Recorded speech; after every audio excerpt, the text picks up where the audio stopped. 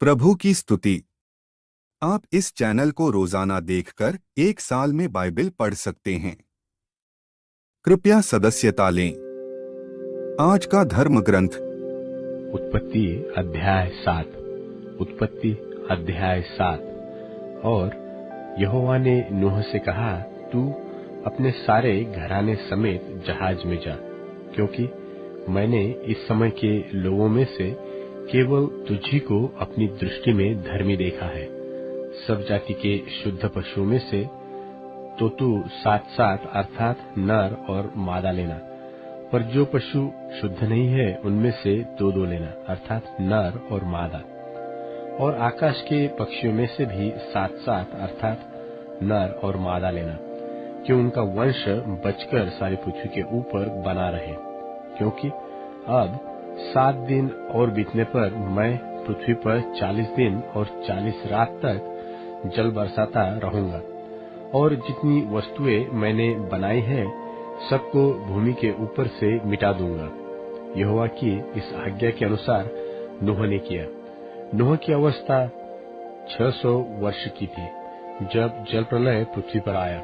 नूह अपने पुत्रों, पत्नी और बहुओं समेत जल प्रलय से बचने के लिए जहाज में गया, और शुद्ध और अशुद्ध दोनों प्रकार के पशुओं में से, पक्षियों और भूमि पर रेंगने वालों में से भी 2-2 अर्थात नर और मादा जहाज में नूह के पास गए, जिस प्रकार परमेश्वर ने नूह को आज्ञा दी थी। 7 दिन के उपरांत प्रलय का जल पृथ्वी पर आने लगा।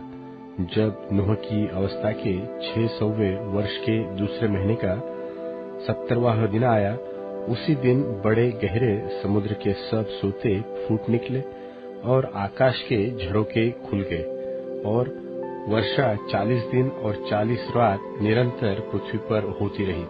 ठीक उसी दिन नूह अपने पुत्र शेम, हाम और येपेत और अपनी पत्नी और तीनों बहुओं समेत और उनके संग एक-एक जाति के सब बनेल पशु और एक-एक जाति के सब घरेलू पशु और एक-एक जाति के सब पृथ्वी पर रेंगने वाले और एक-एक जाति के सब उड़ने वाले पक्षी जहाज में गए। जितने प्राणियों में जीवन की आत्मा थी, उनकी सब जातियों में से 2-2 नूह के पास जहाज में गए, और जो गए वह परमेश्वर की आज्ञा के अनुसार सब जाति के प्राणियों में से नर और मादा गए।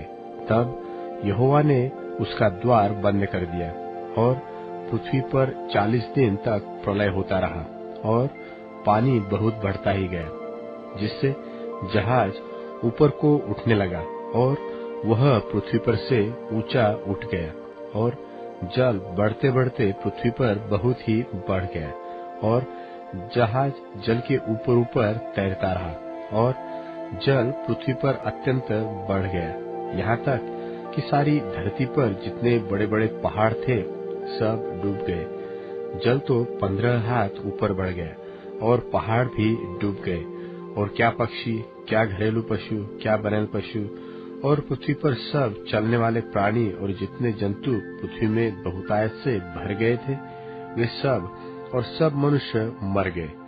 जो स्थल पर थे उनमें से जितनों के नथनों में जीवन का श्वास था सब मर मिटे, और क्या मनुष्य, क्या पशु, क्या रेंगने वाले जंतु, क्या आकाश के पक्षी, जो भूमि पर थे सो सब पृथ्वी पर से मिट गए।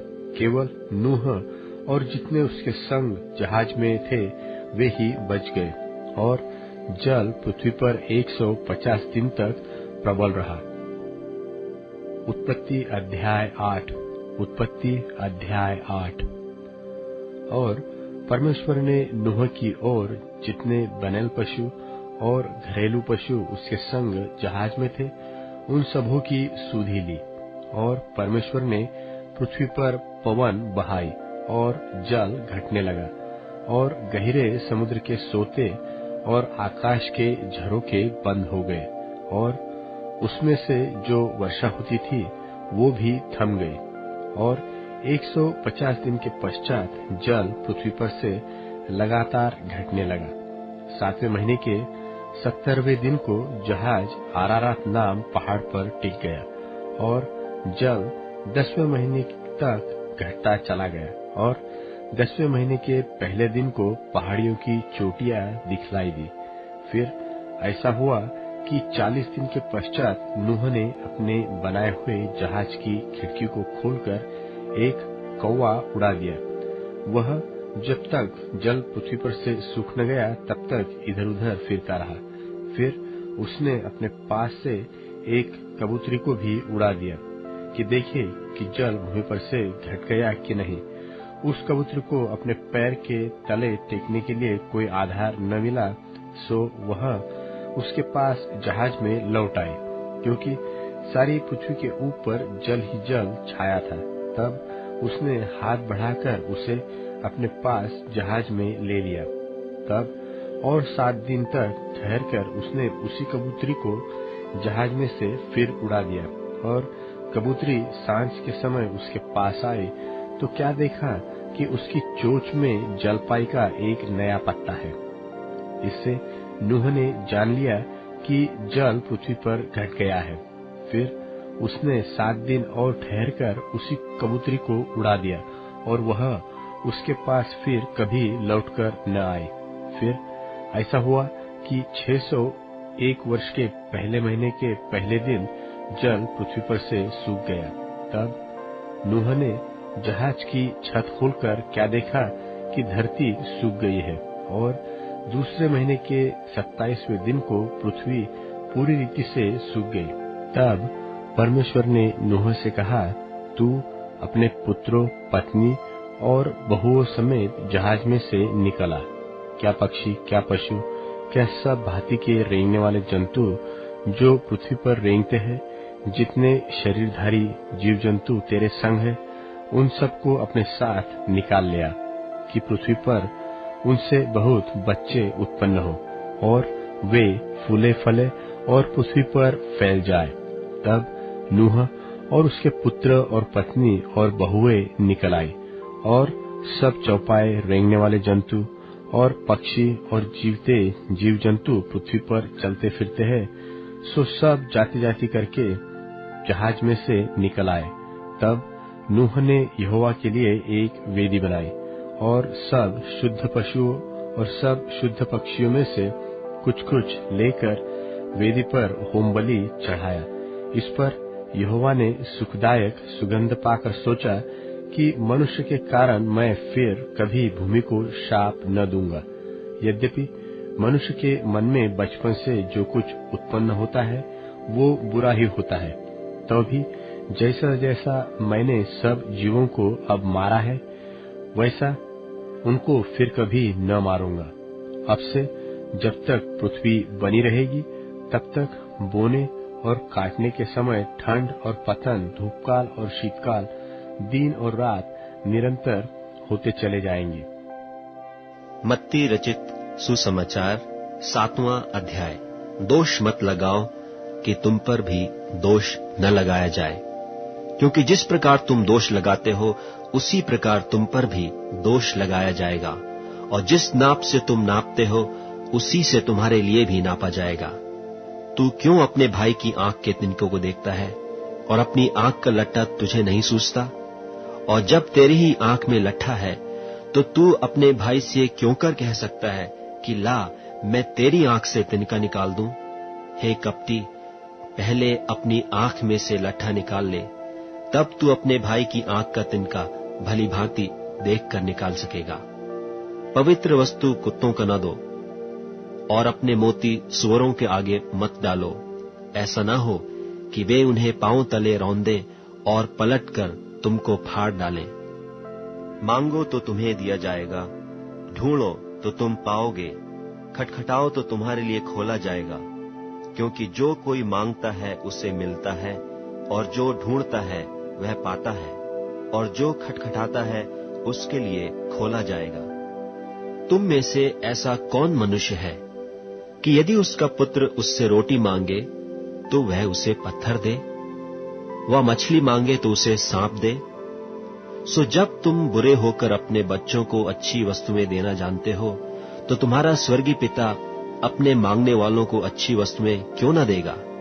इस कारण जो कुछ तुम चाहते हो कि मनुष्य तुम्हारे साथ करे, तुम भी उनके साथ वैसा ही करो, क्योंकि व्यवस्था और भविष्यद्वक्ताओं की शिक्षा यही है। सकेत फाटक से प्रवेश करो, क्योंकि चौड़ा है वह फाटक और चाकल है वह मार्ग जो विनाश को पहुंचाता है, और बहुतेरे हैं जो उससे प्रवेश करते हैं। क्योंकि सकेत है वह फाटक और सकरा है वह मार्ग जो जीवन को पहुंचाता है, और थोड़े हैं जो उसे पाते हैं। झूठे भविष्यद्वक्ताओं से सावधान रहो, जो भेड़ों के भेष में तुम्हारे पास आते हैं, परंतु अंतर में फाड़ने वाले भेड़िए हैं। उनके फलों से तुम उन्हें पहचान लोगे। क्या झाड़ियों से अंगूर व ऊंट कटारों से अंजीर तोड़ते हैं? इसी प्रकार हर एक अच्छा पेड़ अच्छा फल लाता है, और निकम्मा पेड़ बुरा फल लाता है। अच्छा पेड़ बुरा फल नहीं ला सकता, और न निकम्मा पेड़ अच्छा फल ला सकता है। जो पेड़ अच्छा फल नहीं लाता, वह काटा और आग में डाला जाता है। सो उनके फलों से तुम उन्हें पहचान लोगे। जो मुझसे हे प्रभु कहता है, उनमें से हर एक स्वर्ग के राज में प्रवेश न करेगा, परंतु वही जो मेरे स्वर्गीय पिता की इच्छा पर चलता है। उस दिन बहुतेरे मुझसे कहेंगे, हे प्रभु, क्या हमने तेरे नाम से भविष्यवाणी नहीं की, और तेरे नाम से दुष्ट आत्माओं को नहीं निकाला, और तेरे नाम से बहुत अचंभे के काम नहीं किए? तब मैं उनसे खुलकर कह दूंगा कि मैंने तुमको कभी नहीं जाना। हे कुकर्म करने वालों, मेरे पास से चले जाओ। इसलिए जो कोई मेरी ये बातें सुनकर उन्हें मानता है, वह उस बुद्धिमान मनुष्य की नाई ठहरेगा, जिसने अपना घर चट्टान पर बनाया, और मेह बरसा और बाढ़ें आई और आंधियां चली, और उस घर पर टक्करें लगी, परंतु वह नहीं गिरा, क्योंकि उसकी नींव चट्टान पर डाली गई थी। परंतु जो कोई मेरी ये बातें सुनता है और उन पर नहीं चलता, वह उस निर्बुद्धि मनुष्य की नाई ठहरेगा, जिसने अपना घर बालू पर बनाया, और मेह बरसा और बाढ़ें आई और आंधियां चली, और उस घर पर टक्करें लगी, और वह गिरकर सत्यानाश हो गया। जब यीशु ये बातें कह चुका, तो ऐसा हुआ कि भीड़ उसके उपदेश से चकित हुई, क्योंकि वह उनके शास्त्रियों के समान नहीं, परंतु अधिकारी की नाई उन्हें उपदेश देता था। मत्ती रचित सुसमाचार 8वां अध्याय। जब वह उस पहाड़ से उतरा, तो एक बड़ी भीड़ उसके पीछे हो ली, और देखो, एक कोढ़ी ने पास आकर उसे प्रणाम किया और कहा कि हे प्रभु, यदि तू चाहे तो मुझे शुद्ध कर सकता है। यीशु ने हाथ बढ़ाकर उसे छुआ और कहा, मैं चाहता हूं, तू शुद्ध हो जा। और वह तुरंत कोढ़ से शुद्ध हो गया। यीशु ने उससे कहा, देख, किसी से न कहना, परंतु जाकर अपने आप को याजक को दिखला, और जो चढ़ावा मूसा ने ठहराया है उसे चढ़ा, ताकि उनके लिए गवाही हो। और जब वह कफरनहूम में आया, तो एक सूबेदार ने उसके पास आकर उससे विनती की कि हे प्रभु, मेरा सेवक घर में झोले का मारा बहुत दुखी पड़ा है। उसने उससे कहा, मैं आकर उसे चंगा करूंगा।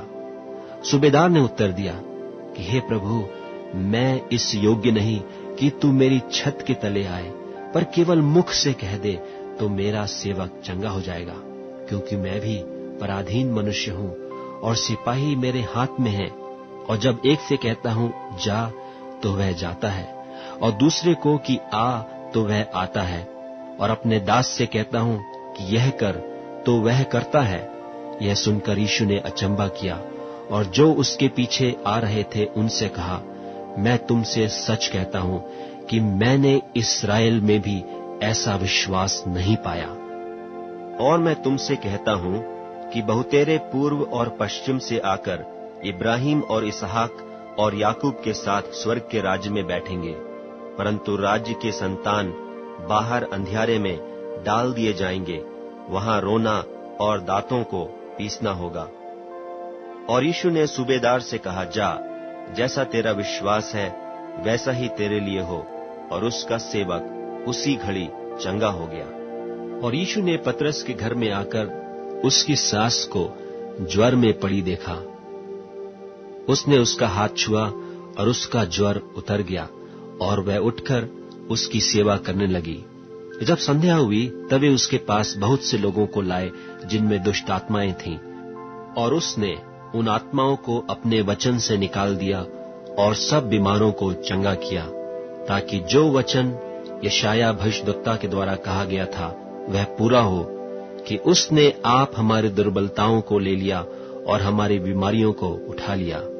यीशु ने अपनी चारों ओर एक बड़ी भीड़ देखकर उस पार जाने की आज्ञा दी, और एक शास्त्री ने पास आकर उससे कहा, हे गुरु, जहां कहीं तू जाएगा मैं तेरे पीछे पीछे हो लूंगा। यीशु ने उससे कहा, लोमड़ियों के भट्ट और आकाश के पक्षियों के बसेरे होते हैं, परंतु मनुष्य के पुत्र के लिए सिर धरने की भी जगह नहीं है। एक और चेले ने उससे कहा, हे प्रभु, मुझे पहले जाने दे कि अपने पिता को गाड़ दूं। यीशु ने उससे कहा, तू मेरे पीछे हो ले और मुर्दों को अपने मुर्दे गाड़ने दे। जब वह नाव पर चढ़ा तो उसके चेले उसके पीछे हो लिए, और देखो, झील में एक ऐसा बड़ा तूफान उठा कि नाव लहरों से ढपने लगी और वह सो रहा था। तब उन्होंने पास आकर उसे जगाया और कहा, हे प्रभु, हमें बचा, हम नाश हुए जाते हैं। उसने उनसे कहा, हे अल्पविश्वासियों, क्यों डरते हो? तब उसने उठकर आंधी और पानी को डांटा और सब शांत हो गया, और लोग अचंभा करके कहने लगे कि यह कैसा मनुष्य है कि आंधी और पानी भी उसकी आज्ञा मानते हैं। जब वह उस पार गदरेनियों के देश में पहुंचा तो दो मनुष्य जिनमें दुष्टात्माएं थीं कब्रों से निकलते हुए उसे मिले, जो इतने प्रचंड थे कि कोई उस मार्ग से जा नहीं सकता था। और देखो, उन्होंने चिल्लाकर कहा, हे परमेश्वर के पुत्र, हमारा तुझसे क्या काम? क्या तू समय से पहले हमें दुख देने यहाँ आया है? उनसे कुछ दूर बहुत से सूअरों का एक झुंड चर रहा था। दुष्टात्माओं ने उससे यह कहकर विनती की कि यदि तू हमें निकालता है तो सूअरों के झुंड में भेज दे। उसने उनसे कहा, जाओ। वे निकलकर सूअरों में बैठ गए, और देखो, सारा झुंड कड़ाड़े पर से झपट कर पानी में जा पड़ा और डूब मरा। और चरवाहे भागे और नगर में जाकर ये सब बातें और जिनमें दुष्टात्माएं थे उनका सारा हाल कह सुनाया। और देखो, सारे नगर के लोग यीशु से भेंट करने को निकल आए और उसे देखकर विनती की कि हमारे सिवानों से बाहर निकल जा। भजन संहिता अध्याय 4। भजन संहिता अध्याय 4। हे मेरे धर्ममय परमेश्वर, जब मैं पुकारूं तब मुझे उत्तर दे। जब मैं सकेती में पड़ा तब तूने मुझे विस्तार दिया। मुझ पर अनुग्रह कर और मेरी प्रार्थना सुन ले। हे मनुष्यों के पुत्रों, कब तक मेरी महिमा के बदले अनादर होता रहेगा?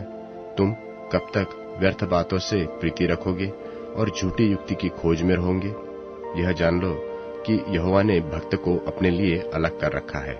जब मैं यहोवा को पुकारूंगा तब वह सुन लेगा। कांपते रहो और पाप मत करो। अपने अपने बिछौने पर मन ही मन सोचो और चुपचाप रहो। धर्म के बलिदान चढ़ाओ और यहोवा परमेश्वर पर भरोसा रखो। बहुत से हैं जो कहते हैं कि कौन हमको कुछ भलाई दिखाएगा। हे यहोवा, तू अपने मुख का प्रकाश हम पर चमका। तूने मेरे मन में उससे कहीं अधिक आनंद भर दिया है जो उनको अन्न और दाख मधु की बढ़ती से होती थी। मैं शांति से लेट जाऊंगा और सो जाऊंगा, क्योंकि हे यहोवा, केवल तू ही मुझको एकांत में निश्चित रहने देता है।